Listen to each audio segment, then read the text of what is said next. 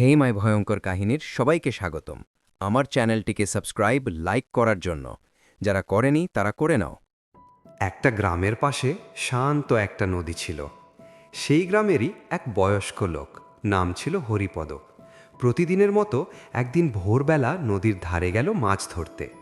তার হাতে ছিল চাল, ভাত আর একটু টোপ, যেগুলো পানিতে ছুঁড়ে দিয়ে মাছ ধরার কৌশল সে বহু বছর ধরে ব্যবহার করে আসছে। সেদিন আকাশটা ছিল একটু অদ্ভুত। চারপাশে কুয়াশা, আর নদীর পানি যেন অস্বাভাবিকভাবে স্থির। হরিপদ প্রথমে কিছুই বুঝতে পারল না। সে নদীতে চাল ছুঁড়ে দিয়ে বসে রইল মাছের অপেক্ষায়। হঠাৎ সে খেয়াল করল পানির মধ্যে যেন কেউ নড়ছে, কিন্তু সেটা মাছের মতো নয়। একটু পরেই সে দেখল পানির উপর একটা সাদা হাত ভেসে উঠল। হাতটা ধীরে ধীরে তার দিকে বাড়ছে।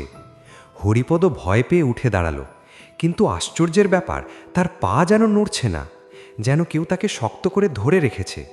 সে কাঁপতে কাঁপতে বলল, কে কে ওখানে?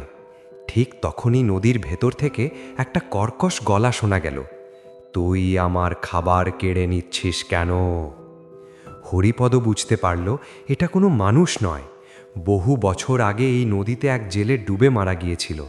গ্রামের লোকেরা বলতো তার আত্মা এখনও নদীতে ঘুরে বেড়ায়। হাতটা আরও কাছে চলে এলো। হরিপদর চোখে ভয়ে জমে উঠল। সে প্রাণপণে চিৎকার করল, বাঁচাও! ঠিক তখনই হঠাৎ একটা ঢেউ উঠল, আর সব কিছু যেন থেমে গেল। হরিপদ মাটিতে পড়ে গেল অজ্ঞান হয়ে। সকালে গ্রামের লোকেরা তাকে নদীর ধারে অজ্ঞান অবস্থায় খুঁজে পেল। জ্ঞান ফেরার পর হরিপদ আর কখনো সেই নদীর ধারে যায়নি।